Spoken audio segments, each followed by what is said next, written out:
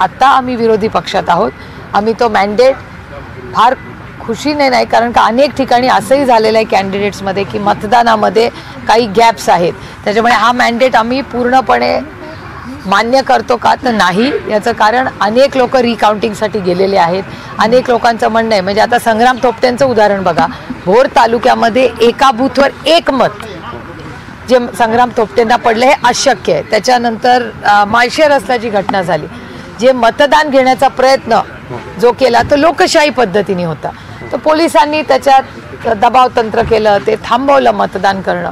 म्हणजे जसं पोल्स तुम्ही घेता ना, चॅनल पोल्स घेता, तर जर चॅनल्स पोल घेऊ शकतात तर एखाद्या गावाला मतदान घ्यायचा अधिकार हा पोलिसांनी का थांबवावा? एक अनेक असे गंभीर विषय आहेत।